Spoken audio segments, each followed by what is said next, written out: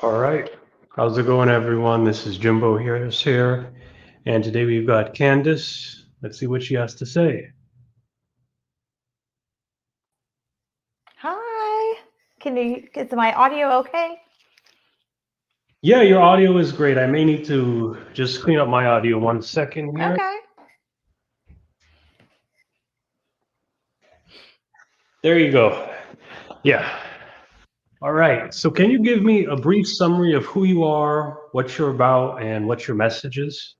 Yes, I'm Candice Berlanga. I'm a certified Feng Shui practitioner. I'm a red ribbon professional with the International Feng Shui Guild. So that's who I am. So what I do is I'm a Feng Shui consultant, and I host the Learn Feng Shui podcast. So that's kind of what I do for work in a nutshell. So my message, really, with Feng Shui, I like to be able to help people get clarity in their lives. So I think a lot of people, including me, turn to like alternative methods when they have experienced something in their life that they can't seem to get unstuck from. And for me, that was feng shui. And I think for a lot of people, they kind of turn to the alternative for the same reason. So my goal or my passion is to help people get kind of unstuck in their lives using feng shui. And can you tell me a little bit about what feng shui is? Because I have Yes. no idea. Yeah. Okay. So, yes. And this is perfect because this is the way I like to explain it. A lot of people aren't familiar with feng shui or they may have like heard it in passing. And I think the most common association people make with feng shui is like decluttering or cleaning or like the art of placement is what people make the association with. But it's actually a lot more. So feng shui, the way I explain it is, so have you ever moved your furniture around your home and the space felt different? And I think most people can kind of relate to that. Like their home, once you adjust your furniture around, you move your furniture, your space feels different. You're very right about that. There's a certain vibe I feel like, even if like a room is really messy, you sort of feel messy mentally. But if my room is clean, I kind of feel a lot more open, a lot more relaxed. Yes, and that hits the nail on the head because if you think about the way you feel in your own space versus the way you feel in somebody else's home, there's a different vibe or different feeling to it. And so that's the easiest way I can kind of explain feng shui. Um, a more technical way I can explain feng shui is actually part of what is called the five arts of Chinese metaphysics.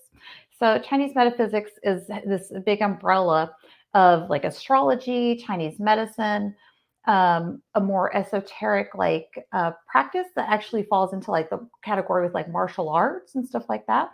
So it'd be something you would go and study with a master to do, usually sigil making.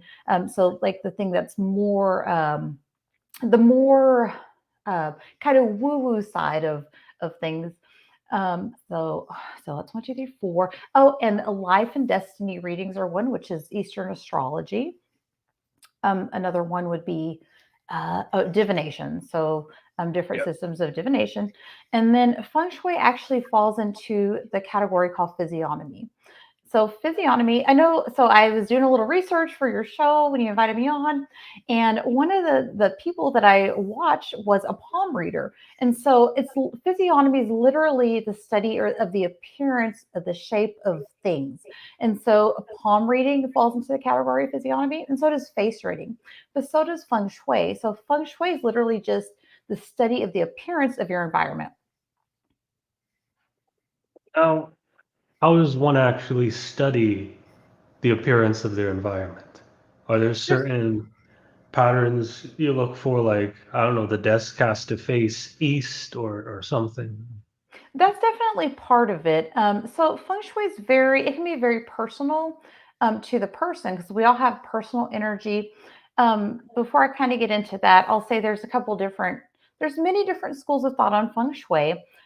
But I kind of break it down to a classical Eastern approach to feng shui, which is it comes from, the ancient scrolls and texts. It's that study of the form and appearance. It can be the way mountains are shaped around you, coming from the environment. It can be the way water is the shape of the water around you. And really, the way the land is around you is where your feng shui starts. But it's literally just the appearance of the way your space is set up. So that's kind of the basic form of it. And then there's another school of thought that's a more Western version that people are most familiar with. And I wish I would have had my little props. Let me grab something. So a lot of people are more familiar with feng shui, where they put little items like this out. You might go to the store, and you might see little feng shui items, little knots tied on strings or little crystals and stuff like that. And so that's a more Western view of feng shui. And that one kind of it goes off more of like an intuitiveness and setting intention for your space. But what I do is I literally, with classical feng shui, it's more based on the orientation of your home within a space and tapping into the natural environment, and to tap into what is called chi or energy. Yeah, so you mentioned chi. I'm quite familiar with that. That's life force, right? Yes, it can be kind of described as like a life force. Yes, yes. Okay. And I'm trying to get my head around this. So are you Yeah. basically a feng shui architect in a sense? You kind of design a room to work with this feng shui. Now, before you even answer that, I just want to know what benefits does feng shui actually provide to someone? So let's start with what I would do going into a home. So I would literally take, this is what is called a low pan. So in classical feng shui, you can kind of see it has a bunch of different demarcations and all kinds of stuff like that. And there's a different variety of these kind of low pans. So I would actually take a measurement of the way your home is facing and sitting. And so I might get a measurement that your home faces like north, right? But it would be a more specific degree of north. And so, if I come in and say, "Oh, your home is facing north," we're able to map the energy out into space and say this is the kind of chi or energy that you're getting, in this room. And based on your personal energy, this room is better for you to sleep. We can find good sleeping positions to help you get a better night's sleep. Your bed actually also correlates to like your health and your relationships. And so the most important areas would be like your bedroom, your kitchen location, your let me see, bedroom, kitchen location, and like your front door, because that's what receives the energy. So your kitchen, your stove relates a lot to your health too. So there's just different assessments I would make when I come in and look, depending on what your concern is in life. So we focus on different areas depending on what you want to focus on. Okay, and have you noticed maybe a specific benefit people get by having more feng shui in their house? And is there a possibility that you could go feng shui overboard and it's a little bit too nitpicky? Like, I don't know, like specifically the garbage has to face this direction and the plates all have to be aligned this way when you put them in, the dishwasher. I don't really know. But how Right. specific does it have to be? So what happens is you actually have different types of energy throughout time, right? Everything's kind of based on, since the principles come from like Taoist cosmology and the shaping of the land. Everything is based on a time cycle, and so a house that is it has like good feng shui. You want to, let's start this. I talked before about like the mountains and the water, right? So mountains and water are very essential in feng shui. I actually live in West Texas, so I have neither, but you still have a little bit of a contour to a land. Your surroundings tell a lot about the type of energy you're receiving. And so the best like feng shui environment, it really is one with a lot of pretty natural features. But if you start with a good feng shui, the way your house is oriented, and good external features, you want to make sure your yards are cleaned up. You want to make sure there's not electric pylons really close proximity. There's some things you look for in your external environment, and that's really the best way to start out. You can really get too nitpicky, yes, on some things, but really, again, the goal of classical feng shui is to collect and receive and hold on to the energy that's circulating around you. And so that's really done by making sure you have a good external environment and that your home opens up to like a good energy and is able to receive it. And there's just some different things we look for, and that is based on the appearance, the way your door is there stuff blocking your door, and so I think, again, just kind of going back to the most common, because feng shui can be very complex, and so going back to the most common association, which is like decluttering and cleaning and keeping your space free of all that, because that stops the flow of that energy. So I just always tell people to start there. So starting with just keeping their immediate environment clean and declutter, because as you mentioned, clutter actually it increases stress, especially visual clutter. It increases the stress in our brain. And so that's not exactly part of feng shui, but it is true. It is true. When your space feels cluttered, that also means you feel stressed out, and that means you're not receiving that best flow of energy to your space. And so, Now, what are oh, go ahead. some, yes, so what are some scenarios where poor feng shui may have led to a certain complication or issue? Have you ever noticed that? Like maybe, who knows? Just give me a few examples on the ways poor feng shui can impact our environment. Well, a lot of it depends on the way your home, again, is oriented. And then if we go again, looking back to the five arts category, we look at the astrology, the Eastern astrology of each person individual in the home. You might live in a home for like 20 years and you might not have any issues, but then all of a sudden you have health issues. Well, is that the home, or is it just your personal energy? What's affecting it? And so it's just really an assessment that's made. There's a bunch of kind of factors and some things we really have to sift through. But what happens if we determine it's bad feng shui? There's certain things you look for, like, is your door facing a bad incoming energy? Like, say you open your front door and there's very sharp like roof lines, or maybe they started construction in another area around you. That can also affect the energy around you.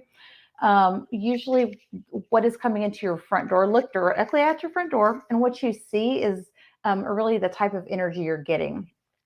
But with that being said, the way your home faces, sometimes your home connects directly to different people in your home. So I noticed my home, I've been doing some mastermind classes and stuff like that. And I learned that my home actually faces a direction that most affects my children. And so I think we'll probably be looking at selling within the next few years, because it's what happens is when you have a really good energy coming in, you have a really good year coming in, energies change all the time. And so the year may change and it might affect you personally, or it might affect your home in a certain way. And that really depends on the way your home's oriented and a bunch of different factors, your personal energy, and what area of the home is affected by a negative energy. So hopefully that makes So, sense. so what I'm getting from this is haunted houses have very bad feng shui. There is definitely some feng shui aspect to that. There's certain combinations of energy you look for, um, yeah, to see if a house is haunted. So yeah, they do. Not necessarily bad, but sometimes certain combinations of energy you can see that when certain activities start in a home. Now, if energy is always changing, these are, when I'm thinking about this, these are a lot of different parameters you have to look for. Yes. So, do you have sort of any tools, any measurement systems? What is the sort of expertise that you have, and how do you get it in order to know where all this energy is going? Feng Shui is really a lifelong study. It really is.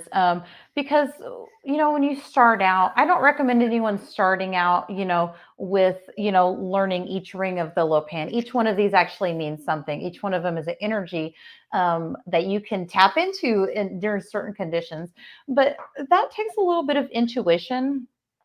Also, one of the reasons I was drawn more to the classical view of feng shui is because it's very linear. There's very specific patterns of energy that they go through these time cycles. And looking at the time cycles, you can actually predict when things may happen.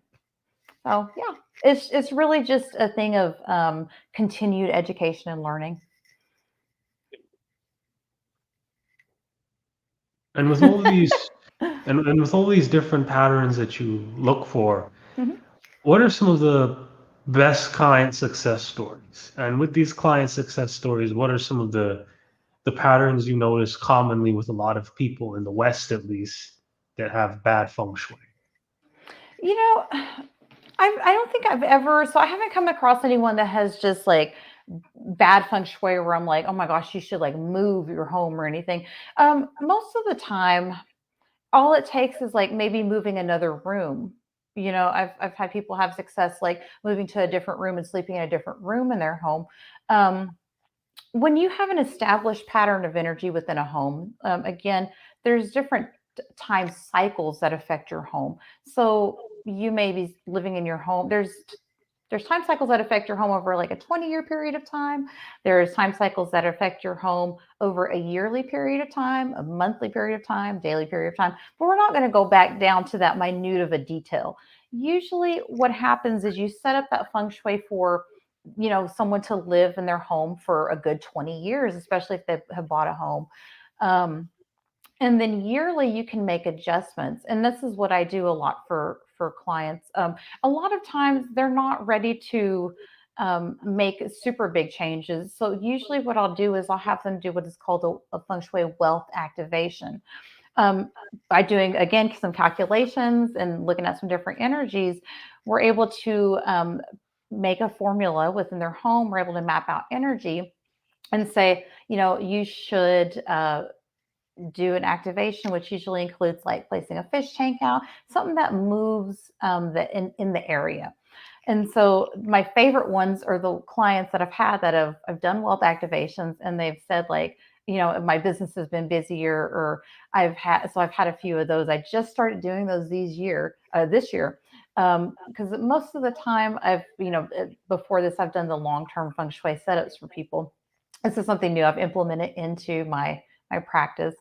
And so, yeah, those are my favorite ones where they say, like, my business is busier. And so those are my favorite stories. Because most of the time, people, money's not everything, but most of the time, people want to, get something going. It definitely helps. And so, a lot of the people that I deal with own a business, or they're starting a business or something like that. And it kind of helps push them along. And that's what I like. Hmm. And what are your typical clients? Is it more individual people, or is it corporate businesses that are actually looking for feng shui as well? So most of my clients, they really are, they own their own business and they just need more business. This typically what I tend to attract. So I think it's because, they say you attract where you're at in life, right? And so my husband owns his own business, I own my own business. And so I tend to attract those people that like maybe own a small local business. So that's what I tend to kind of work with. Those are the type of people I tend to work with. Do brick and mortar businesses tend to attract more people when they have good feng shui? They do. They do. Wow, Yeah. Yeah. that's a And, pretty big deal. Why do you think so? yeah. Yes. Um, again, it's all about your environment. So if you have an environment that's supportive to your business and you have an environment that invites people in, you're going to be busier. You have a good location. It's the same thing with feng shui. It's location, location, location. The location is the most important thing. So you asked earlier about those changing time cycles. And again, finding a good location for your business or your home and starting out with a good location is really the most important thing with Feng Shui, because then you can kind of tweak other things within it and you don't have to keep changing every year. You don't have to do the yearly wealth activations. Some people just want to set their Feng Shui and, live their life and call me if they have a problem. How did you apply feng shui to your life? Much the same way. It's been a lot of trial and error, a lot of trial and error, because when you first start out, you want to try everything. And you kind of talked about cases of bad feng shui earlier. And I think I want to do a series on bad feng shui, because I've talked to other people too that they've done too much to their home and overly activated things. Well, when I first started doing feng shui, I was excited and I wanted to do everything. And so I basically, like, I moved my son up to a different room. We renovated our home and all kinds of stuff. But I realized I wasn't applying a lot of the things I know now. And I really feel like I did everything wrong. I overly activated the home. I did too much. And I did have a lot of issues. And so a lot of that, what I've done now to kind of negate some of that, I mean, the energy eventually does settle down. It eventually settles down. Um, but what I've done to kind of, not overly activate the area is really just pay attention to what I'm doing at that time. You don't want to do renovations in an area that has bad feng shui for the year. I talked about those yearly energies. You don't want to do renovations. You want to pick a good date and time to start renovations. Do activations on a good date and time, and it calms the energy in your home. Yeah. And when it comes to this feng shui, what sort of are there levels of change that usually go on? Like, is there always a first step? Like, how do you tackle each problem to optimize the feng shui? Like, do you first start off with maybe, I don't know, what direction is the house facing? Then next, this and this. I just want to give people sort of a general rule system to think about to easily apply feng shui. Well, that that would probably have to be done, like, in a formal, like, feng shui class, because there's many different ways to start doing feng shui. But Hmm. kind of going back to what I talked about, really being aware of the way you feel in a space is what I would say to start out with. Don't worry about, looking at this low pan. Don't worry about doing a feng shui activation. Don't worry about those things first. First and foremost, how do you feel in your space? I always tell people, don't make really big changes right away. I take people through small changes and kind of in increments depending on their goal.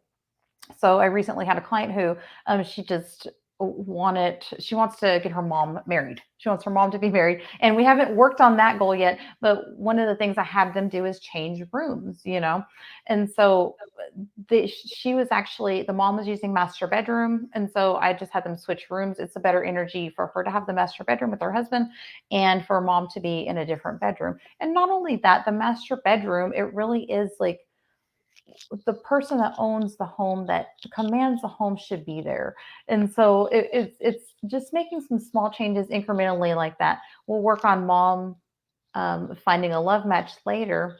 But sometimes, it's those small changes first. So I will never tell anyone, like, move your whole house or move your room around or, everything like that. I'll give them a good date and time that they can pick from, a few dates, a few times that would be easiest for them to do. Like, if they work and they can't do, I'll try and pick a good day on a weekend for them to move things around or do a different activation. But usually it's just small changes at first, and being aware of the way they feel in the space.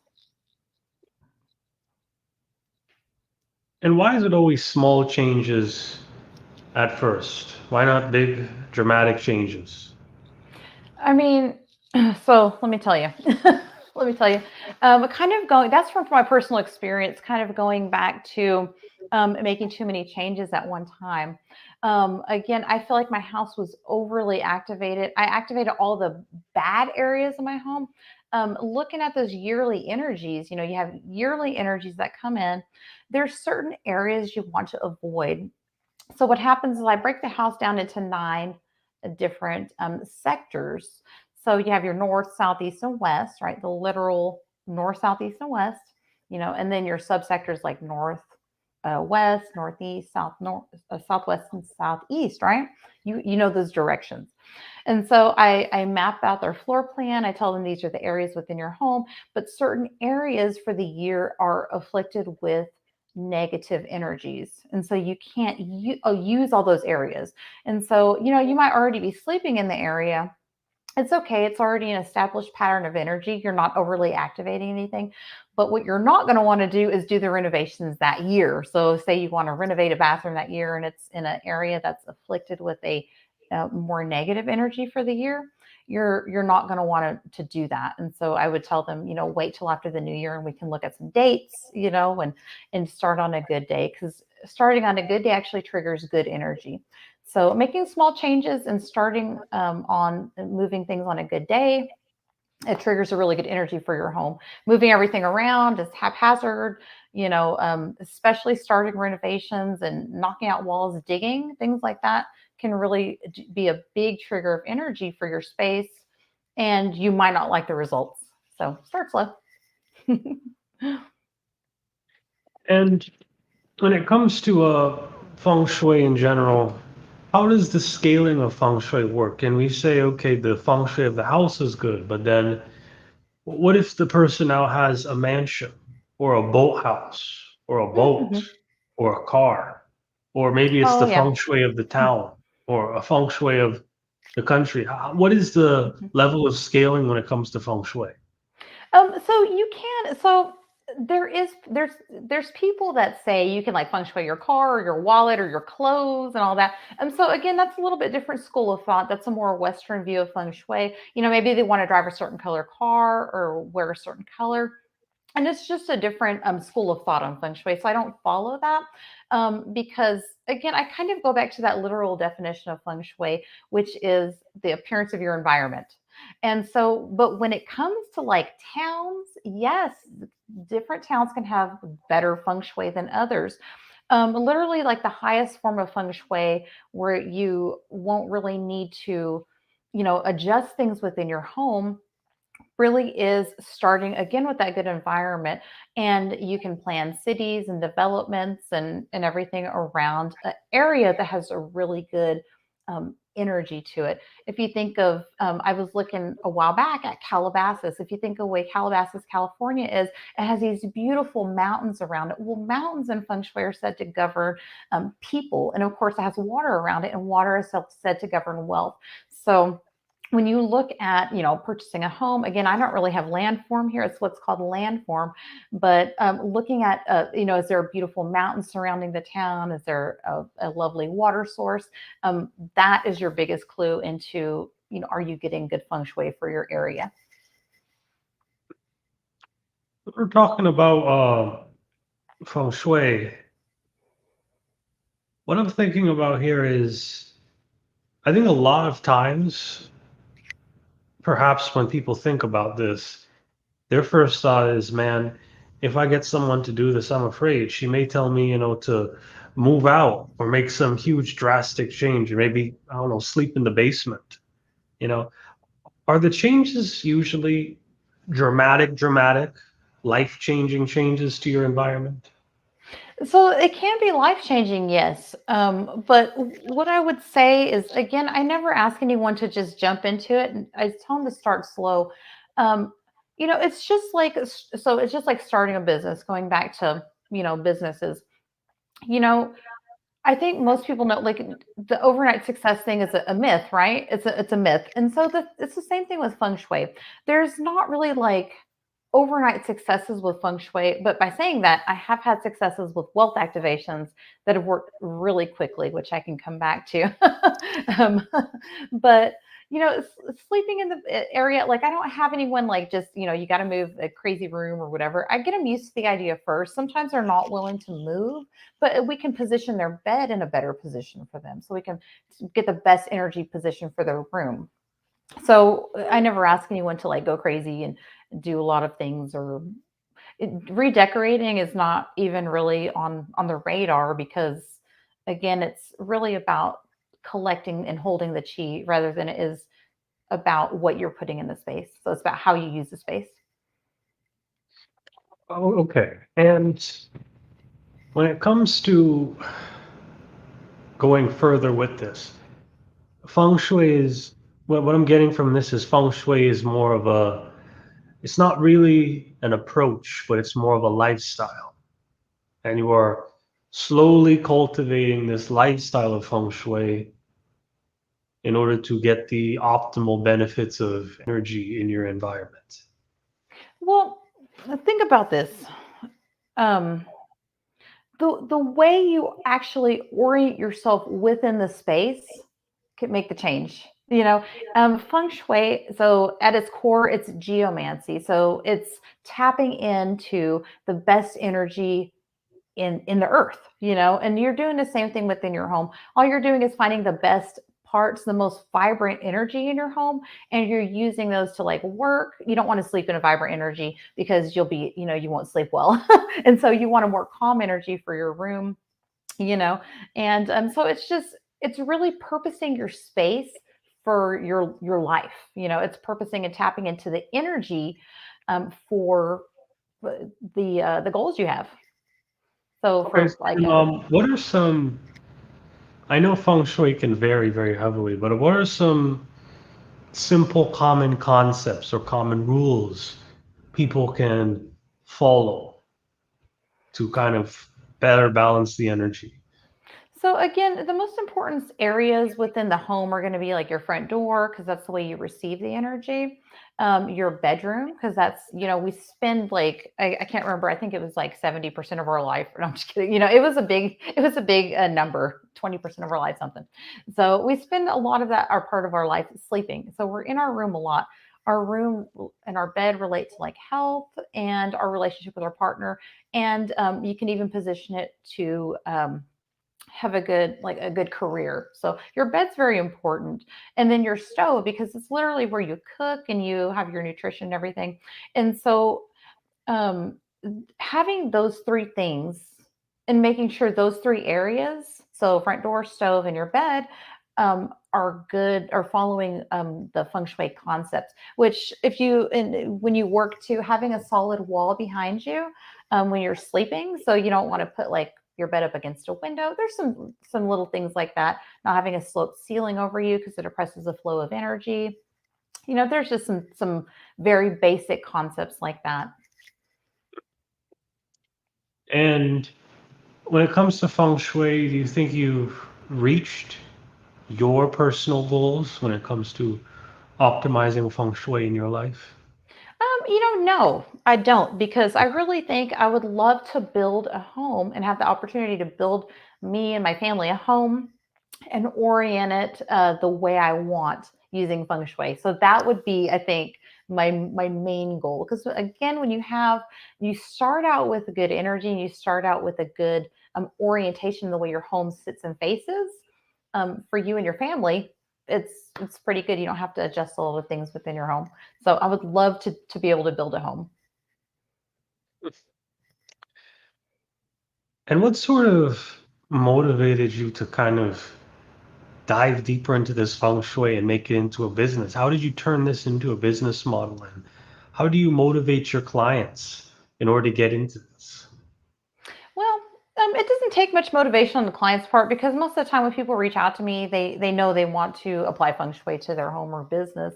But what motivated me really is it was so interesting to me, so fascinating. And when I started doing it, I just knew, like, I was a stay at home mom for quite a while. Previous to that, I worked outside the home. I used to do hair.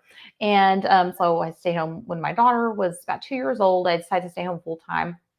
And when I discovered feng shui, I started doing feng shui for myself. It was actually my first mentor and the woman who did feng shui for me. Her name was Tina Falk. She came to our home. She did our feng shui and she adjusted some things around. But she was actually like, I have a certification program. And I was like, I want to learn more. Like, I want to learn more to be able to apply feng shui, for other people too. And so I took a certification course. And so I think going into that certification course, I knew it was something that I wanted to make a business and, be able to work from home and everything like that. So for me, it was never really a question of what I wanted to do with my feng shui. Now you seem very certain and adamant about your goals and what you wanted. How does one kind of cultivate those qualities to just pursue what you the same way you did? Well, a lot of it does have to do with my personal energy. I kind of mentioned the destiny readings. So I don't know how familiar you are with astrology. Even Western astrology does what is called a natal reading. So I do Eastern astrology. Most people are most familiar with, the sign of the dragon or the sign of the snake. Most people know like what year they were born, like, but you actually have an animal sign for the year, month, day, and hour that you're born. And so you have four different animal signs. And looking at the energy and the interaction of energy within a person's natal chart or the Eastern astrology chart tells a lot about the person. Not everybody is going to be, is motivated, or know exactly what they want. One of the things I love to do is help people kind of get that clarity in life. That's one of the things I like to do with the astrology readings is, kind of help people like, what do they want? Where are they going? And how do they kind of get unstuck in life? But it's really can be a conscious choice because yeah, we're born with this energy. We're born. I might, you're obviously, different from me. I'm different from my kids, my husband. Everyone's different, right? And so knowing like, okay, this person, like for me, I tend to procrastinate. I do. I'm a big procrastinator, but looking at my astrology, I know that. And so just knowing like, okay, I'm procrastinating right now and all I have to do is like not, I need to get to work. Like I need to do that. But looking at that and understanding, these are like my shortcomings or these are my strengths, you can change that. It's not set in stone, and that's one of the things that I like about understanding that energy is kind of understanding that we can change that anytime. And how do you cultivate that understanding that you could change that energy anytime? Because we're not stuck with that. Most of that is the way we feel internally. It's the way we feel, it's the way we perceive the world. And it might be the type of energy we're receiving, but we still have the choice to say, I don't want to feel a certain way, or I know this thing may happen. I see a change coming. You can see like changes, based on remember we talked about the yearly energies. Well, that goes the same for your natal chart. Like this year is the year of the ox, and so people that have the sign of the goat, depending on where it falls in their natal chart, will see a change this year. And so when you see those predictable patterns of energy, you're able to say, okay, I have a change coming up in like my friend circle, maybe my social circle is going to change this year. Maybe my career is going to change. Maybe my relationship's looking at a change. And then you can consciously make that change. So it doesn't have to be something that's traumatic or, that we're just victims to. It kind of helps you take charge and say, okay, well, I can change that because I see that coming. And that's what I like. And where does the passion for feng shui come from? You say that's what I like, that's what I love. I feel this passion. Where does it come from? It's just so fascinating to me. Starting out, I just knew that, okay, your bed needs to be in a good position or, and just kind of those understandings. But when you start looking through and you start reading books, you look, at least I did, I look at those things and I just think this is so interesting. A lot of it comes from, I have a podcast called the Learn Feng Shui Podcast. And I started doing that really to raise awareness. This is kind of goes back to your question earlier about how do I like motivate people or, what's my motivation? To educate people, I think, on this big subject of feng shui. So my goal was really just started out giving people like a tip. I just want to do feng shui tips daily. So I was doing that for a little while. But when I started looking, I was doing research and learning more too. I just found like this treasure trove of like weird stuff. And to me, weird is like the best. Like I love weird. Like we talked about hauntings earlier. Like I talk about all that. I love it. And so it's just this treasure trove of like weird, interesting things that you can also tie in not just to feng shui, but all the other parts again of Chinese metaphysics. So I just find it fascinating. And then you always find something new. Why do you think it's important to educate people about feng shui? Well, again, earlier I talked about two different schools of thought on feng shui, and I think if people they need to know what they're studying.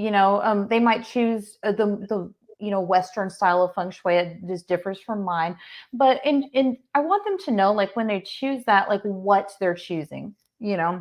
And so I always tell people like this is my truth on feng shui, and this is like what I've learned. This is what I've got practice in. I'm still always learning. But just to educate people on what feng shui is, that's the classical true essence of feng shui.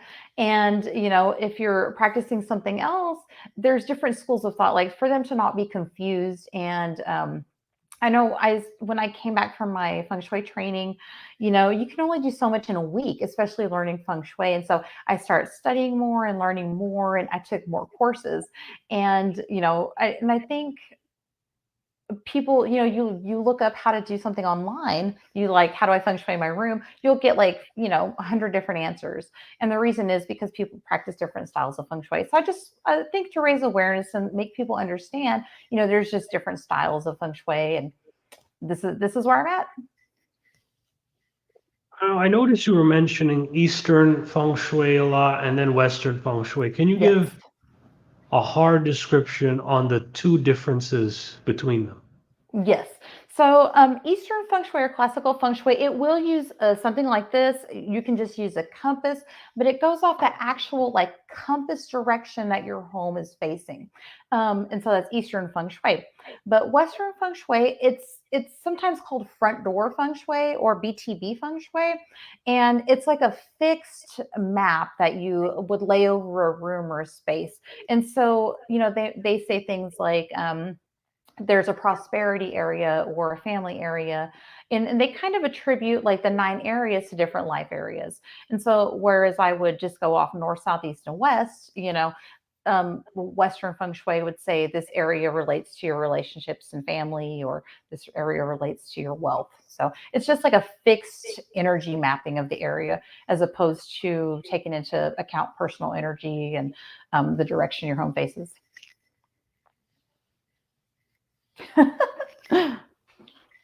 I would have to have a visual to show you. I would love to have a visual to be able to show you. I don't have one. Why did you choose Eastern? It just resonated with me. So I'm very linear. Like I want to see a predictable pattern. I want to see, that I can go at somebody's home and I can look and their home faces north, and I can look and I'm like, oh, there's a electric pylon here. This is how it might be affecting their home. It's just very step by step, and it's very just again those predictable patterns of energy. So that's why I picked it. It's to me it's easiest to predict using these different principles. Now, I noticed the steps you mentioned, but what do you mean by patterns of energy? So that's a good question. There's many different patterns of energy, and most of them are based on planetary alignment. So, again, planets move all the time. And so the energy is always moving within our space. And so some of them are real planets, some of them are what are called virtual planets. And I don't understand the concept too much myself, so I won't speak too much on that. But looking at where these energies are, you're able to see different things. Looking at time cycles, you're able to see different things. I mentioned the Chinese astrology or Eastern astrology. So again, there's 12 different animal signs. So they repeat in a very predictable pattern of 60 different characters. So when those patterns repeating, then you might see a repetitive cycle. So for example, this month the month, the month that's coming up. So the month of October, right? The month of October is going to be the month of the fire rooster. And so the fire rooster, like we're going to see a repetition of some things that happened in 2017 because it was the year of the fire rooster. And so we can kind of look at that and say, okay, I see this, the animal signs coming back up. We know that some things are going to happen that may repeat. Maybe we're feeling this certain energy. Actually, September was fire rooster. Sorry. So we just look at those repeating patterns of energy. 2018 was the year of the earth dog. That's going to be for October. So the next few months, we're going to see a repetition of energy over the last few years. So I don't know how has your month, gone for you? Have you noticed like it's been more stressful? Has it been okay? And we can kind of look back on those years and say, oh, that year may have been more stressful for me, or I've maybe felt, had these things happen. And so now I know that this month is repeating. It's a repetitive energy that, I can see that that's how I felt in that year, if that makes sense. That does. And how would you forecast a lot of the years concerning the major event of COVID? Can you kind of give me sort of the feng shui that happened there? Yeah. So, I don't know enough about like predicting world events. There is masters that do that. And I think those are actually marked by large scale, like global events, like a pandemic, you know. But the feng shui master, the very first one that I heard talk about classical feng shui, his name is Joey Yap. He somewhat predicted, the COVID. Like he usually does a yearly astrology event. He announced he would not be traveling to the States, and he was not able to. He wasn't able to travel at all. And so, talking about, the pandemic, I will just say that I'll probably predict there'll probably be another surge during the month of December because last year, 2020, was the month of the metal rat. Well, December is going to be a repeat of that month. It's the month of the metal rat. And so I kind of think we'll have probably another resurgence there, but yeah, I mean, I don't know.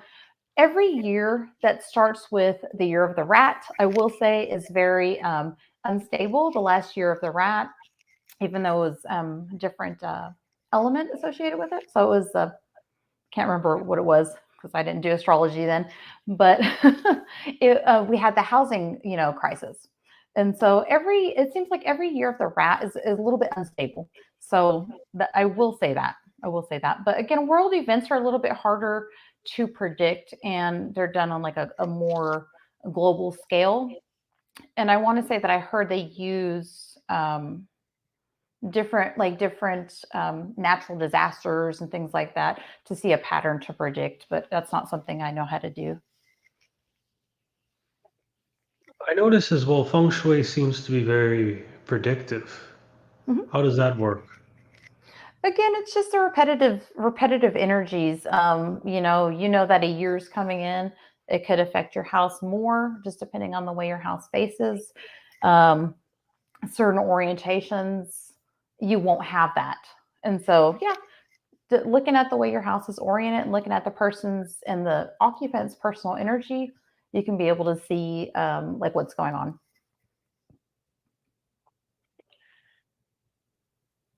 And when it comes to this, why is having awareness, why was it so beneficial to you? Did this feng shui aspect carry over to other things in your life too? I'm not sure I understand. Did feng shui impact your life in a more positive way outside of just keeping your home balanced?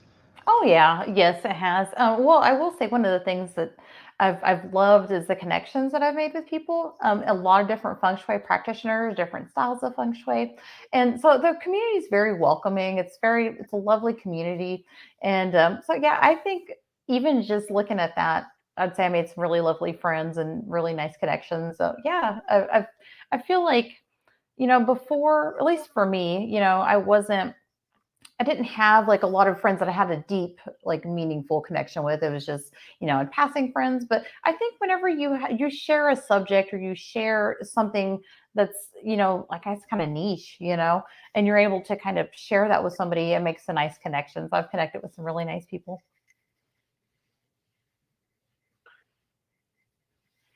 And when it comes to feng shui, how does teaching feng shui work? I noticed you mentioned that a few times. Yeah, I do. So I do. If anyone is interested in, you kind of talked about some of those beginning areas of feng shui. I do have the Learn Feng Shui YouTube channel, and I do monthly just a free feng shui workshop. And over the past like 3 or 4 months, I've done feng shui basics, where it breaks it down very easily. I talk about what's important to look for in that area, and so you can kind of start out with that. But in teaching feng shui, again, starting out slow and starting out with the person's level of understanding, because I mean a lot of this may have gone over people's heads. I mean, I've tried to make it just as simple and easy as possible, but sometimes it's because it can be very complex. But yeah, I try to just break it down and keep it very simple. Yeah, don't be afraid to name drop. You could tell your website and all that other stuff Oh, too. okay. Yeah, it's just the Learn Feng Shui. It's learnfengshui.com, and um, all places, podcasts is available everywhere, and yeah, everything's at Learn Feng Shui. So. Uh, Your website, what types of services do you specifically provide, especially now, kind of post-pandemic? Yeah, so I mean, I'm just working virtually right now. I think a lot of people still are, but yeah, on the Feng Shui by Candice.com website, I do have a consulting page, and so that's a consulting page. It's very vast; it has a lot of resources on there. I am trying to take some of that off and move it over to specifically the Learn Feng Shui page. But yeah, I actually offer a free energy mapping. I talked about, laying the floor plan out and showing people where there's those areas are within their home, and kind of explaining to them about those areas and understanding, what kind of energy is in that area. And that's something I actually offer to do for free. You can contact me and send me your floor plan in, and we can chat for a few minutes. I'll send you some information, and you'll be able to follow along a little bit easier, I think, with some of the workshops and stuff that I do if you have that energy mapping available in front of you. Is it better for people to ask advice on feng shui from you or to just learn it themselves? Well, so, they don't have to just follow me. I will say that. I don't think you should just learn from one person. A lot of times over time, you'll kind of develop your own style and see what works for you.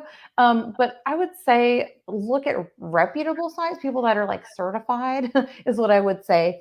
Again, because there's so many different styles, you might get confused if you don't understand that. So just understand going in that there's different styles of feng shui, and I would say just start it. And if you want to learn formally, I would suggest going to like a certified class.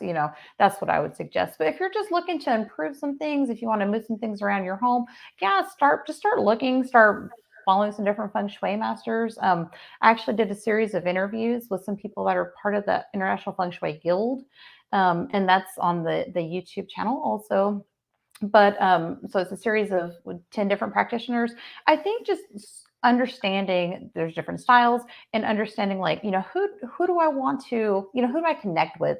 Like looking at these different consultants, who kind of resonates with me, like what style they practice. And so we kind of go over a lot of their different styles of feng shui, and we just kind of talk feng shui and talk about some impactful client consultations that they've had. So, and that's called Winning with Feng Shui, but it's on the Learn Feng Shui YouTube channel. So I would start there. I would start even with the International Feng Shui Guild has a lot of different consultants you can look through, and they're all certified and qualified. You mentioned styles and Mhm. feng shui guild a lot. Mhm.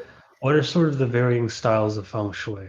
Oh man. So it goes from a classical Eastern approach, like me. I've talked to some people like that, and from So my favorite one that I did was she was a hermetic witch, but she practices like sex magic and all kinds of stuff, but she incorporates it into feng shui. And so there's all sorts of different things you can incorporate into feng shui. So yeah. So crystals, some people prefer to use crystals. I did an interview with a lady named Maureen Calamia. She does what's called biophilic design, which is bringing nature into your home. So there's really a big variety of styles of feng shui that incorporate different principles based on what they have tested and tried. So yeah, all kinds of different things. It's a How big did you world out cultivate there. yours? Oh, okay. Yeah. Yeah. Just wondering, how did you cultivate your specific style? What types of qualities do you value? I don't know. I don't know. And so it kind of just happens over time. What happens is you test some things out, you see what works, um, and you kind of go from there. My biggest incorporation of feng shui is a date and time selection. So picking a good date and time, positioning your bed, doing those renovations. And so I think that's kind of my style, is making sure that you pick a good date and time. Why do you like date and time selection so much? Because it triggers a good energy for your space. There's very specific days you can move your bed and position your bed. There are specific days you can do groundbreaking to, open a business. There's specific days that it's the energy supportive to you. So I like helping people find a day that the energy supports them, and using that day.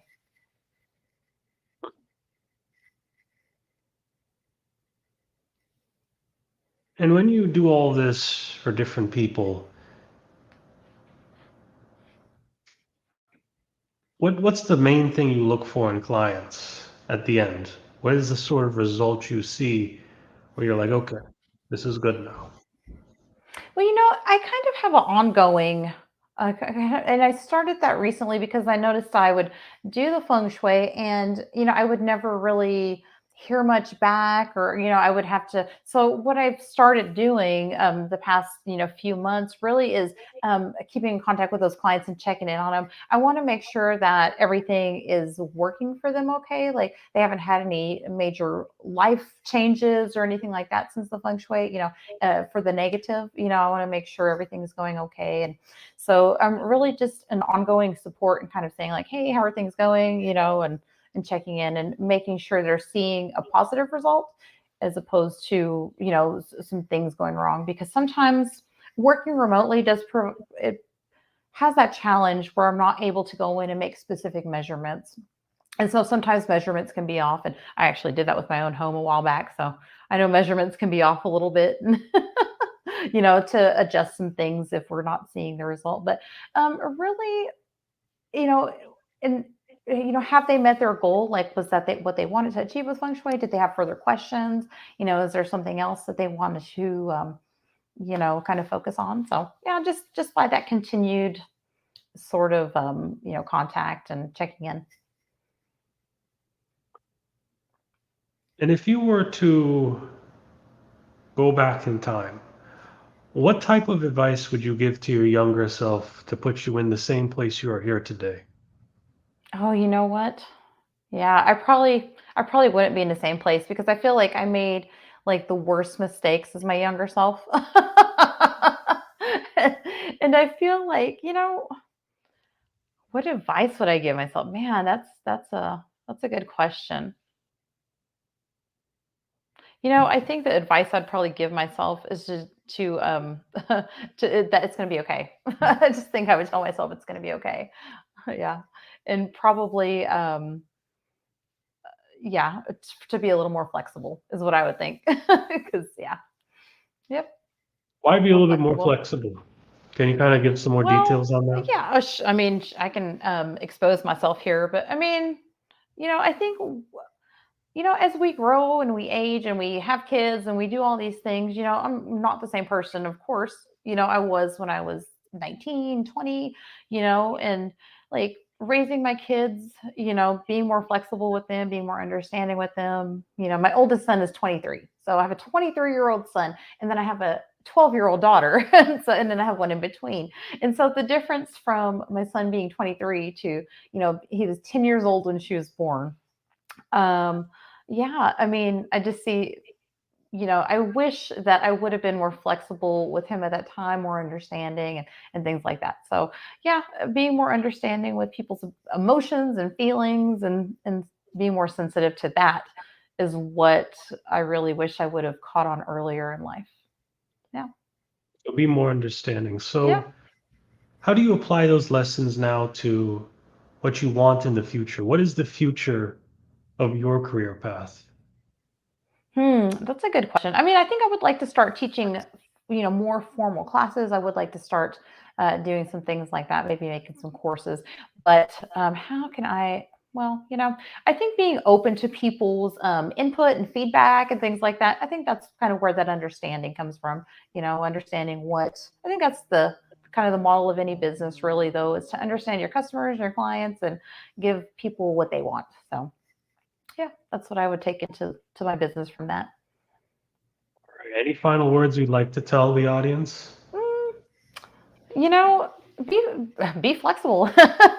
Really, what I think that I would probably tell people is to be open minded. I mean, you probably watch this and you're like, I don't know, I don't know about feng shui, but go check out that series of interviews I did.